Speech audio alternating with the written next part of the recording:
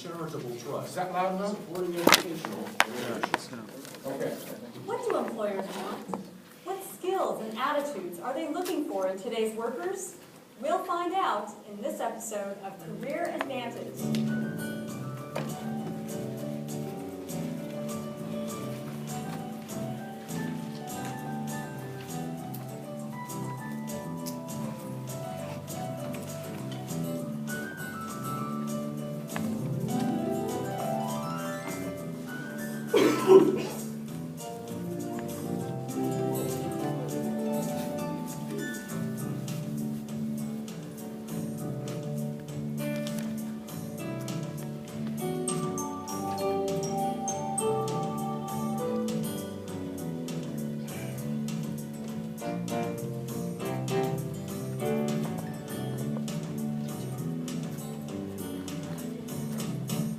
Fortune magazine featured an article on ways to supercharge your career.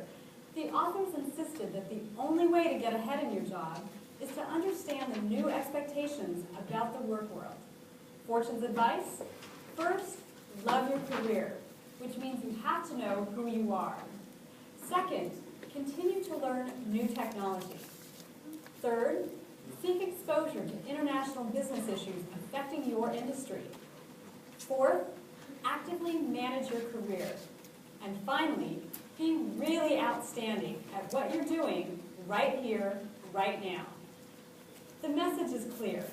You need to recognize and respond to change in your job, company, or industry when it happens in order to stay competitive and employable. I think the new way of working, first of all, is very project-based. And so a person who likes to do things and get them done and move on to the next thing is at an advantage. A person who simply wants to show up every day and do the same routine and do it year after year is at a disadvantage. Project work is just the norm now. And a second thing that is the norm is rapid change. You're on this project now, but next month you're on that project. And the people that you work with on this project aren't necessarily the people that you work with on that project. So that flexibility and the ability to start and stop things effectively are real pluses in this work environment. All this talk about change, however, can be rather frightening. You may well be thinking, if the work world is changing as quickly as this course insists, how can I ever know what an employer really wants? The specific technical skills or degrees employers look for will indeed shift over time. We can, however, identify some constant expectations employers have about the people they hire.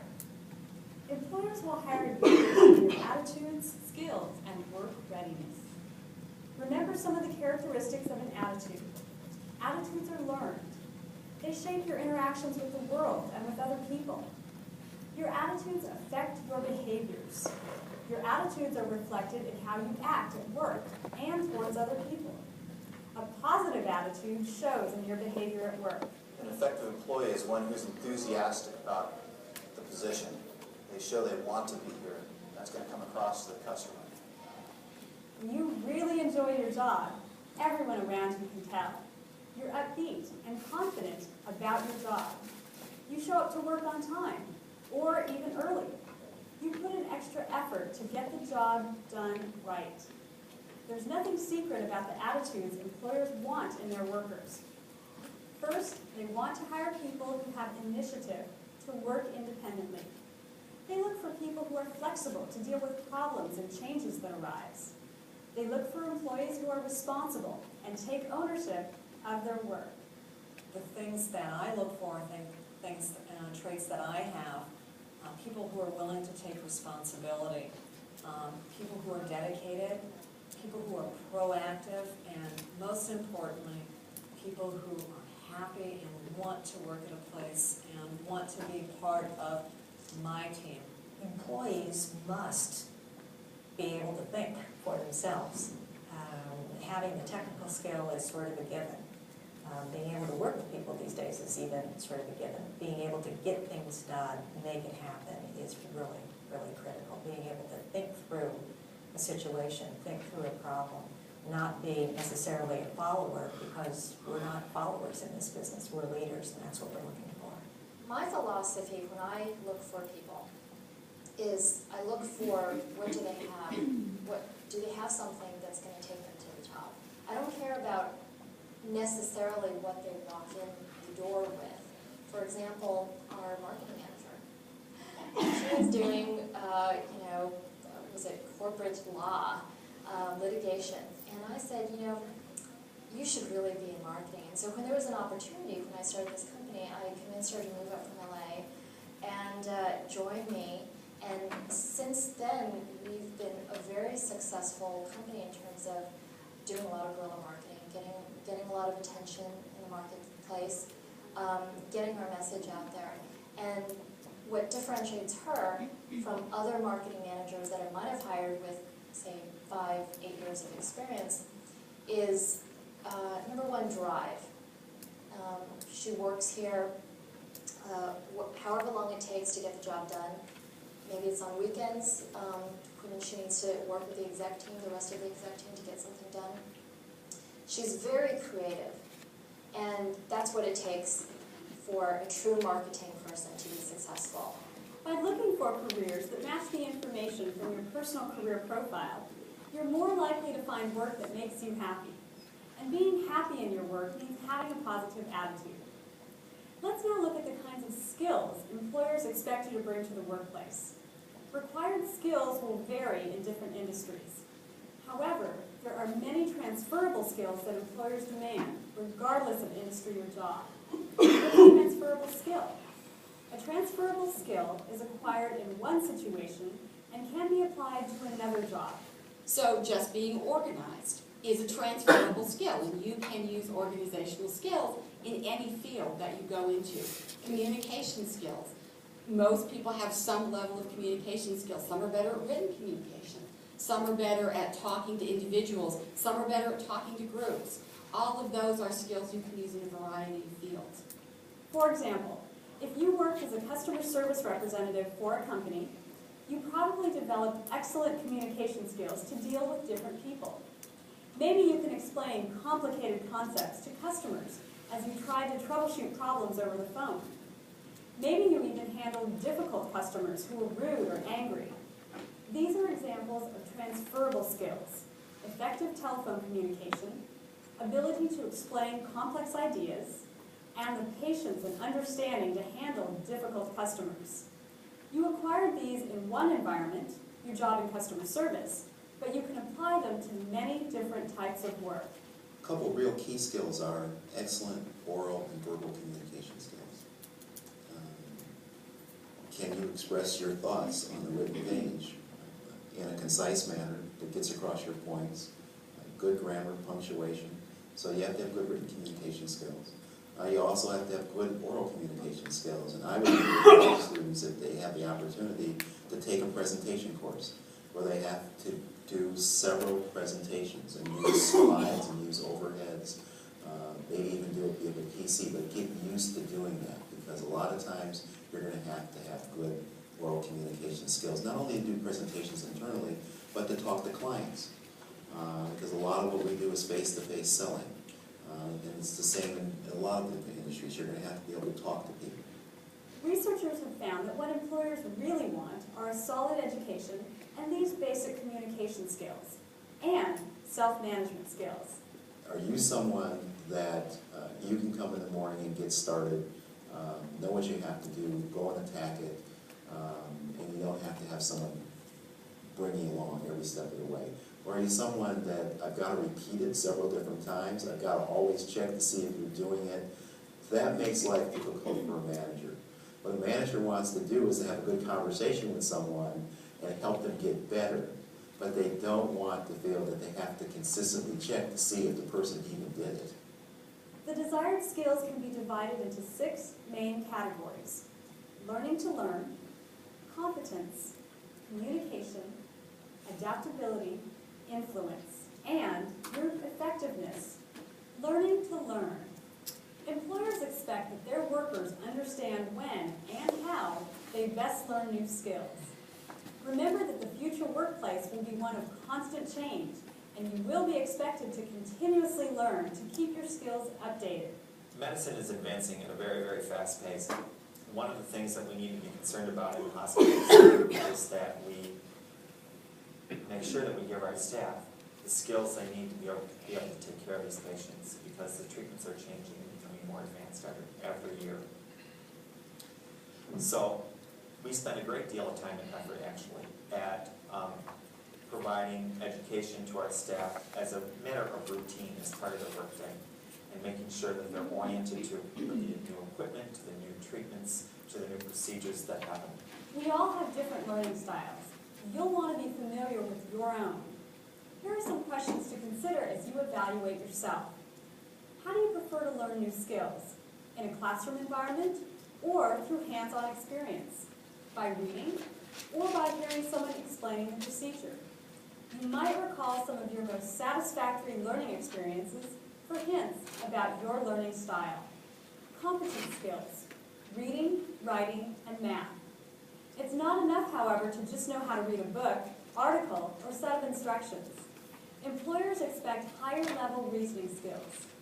You should be able to scan information quickly and pick out relevant information. You'll be expected to have a high level of reading comprehension. You'll need to prepare business documents that are clear, concise, and easy for readers to understand and use. No, it looks really good. I like the formatting here. It's really great. The technical side is something that you learn and that you're graded upon in school, whereas the what we may call soft skills or subjective items are not graded in school, but are most important in companies now. And this is why it is so important for the individual to be able to not only be a part of the academic setting, but also be a part of the total educational process. Communication. These are verbal and listening skills. Many companies are organized according to teams or work groups. Teams are most effective when employees clearly share information and ideas. Employers will expect that you can communicate your ideas quickly and efficiently. I would urge people more than anything to find ways that are comfortable for them to be in the workplace, to be really hard workers, to be open and friendly. We do work in teams. We do have to work with each other in order to get work accomplished, even if you may be in rather more of an engineering individual contributor role. We work with people, we have to get work done through people, and so being able to do that and interface well is also a critical skill to know. Adaptability refers to creative thinking and problem-solving skills. Employers rely on employees to make decisions. They expect to hire workers who can analyze problems and find innovative solutions. Our patients aren't in the hospital for a long time anymore, so things are very fast moving. So prioritizing and problem solving and a little bit of creativity in there is certainly helpful. Star employees for me are those that are problem solvers and are very clear on why they're here. There are lots of reasons to come to work. Some people come for all different kinds of things, but to me the focus is we're here to actually accomplish the business's goals, and to do that in a way that is not only fulfilling for ourselves, but actually helps the company meet their goals. Think of a time when you came up with a creative solution to a problem. Did your solution save time or money? Did your solution improve sales or simplify a complicated process? Employers rely on adaptable, creative thinkers to make their businesses more efficient and profitable. Influence, in this context, means understanding the organization's structure and knowing the internal dynamics. You should understand what makes organizations work. You'll also be expected to understand skills for successful leadership. These skills will be important in team settings where leadership may rotate. Two key skills, probably in any industry, are leadership and management. And they're two different things. We've got a lot of good managers. They can take all the different reports and analyze them and come up with the right answers, and are always on top of stuff. They're very organized, very buttoned up. are they a good leader? And you can have all those management skills, but if you can't inspire people to follow you and to buy into your vision, then all those skills may somewhat go to waste because you may not be getting the maximum potential out of your staff without that leadership. Finally, group effectiveness refers to interpersonal and team skills. Employers expect that you can work effectively in a group and understand how your individual behavior impacts others. You should have skills to negotiate, resolve conflict, and build positive working relationships with others in a group setting. Group effectiveness includes the ability to work comfortably in a multicultural environment with coworkers from different backgrounds. We have a very strong belief that people have to be able to work in teams in general, just as a general statement.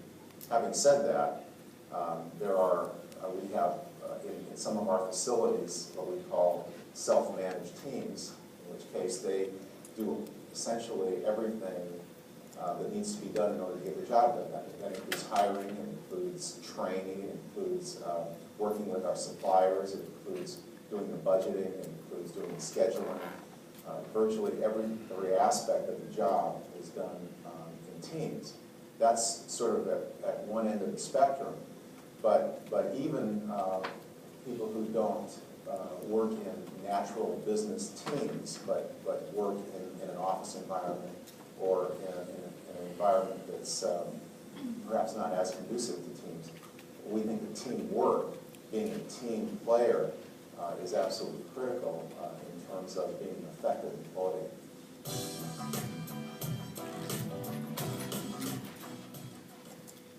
Okay, jumping jacks.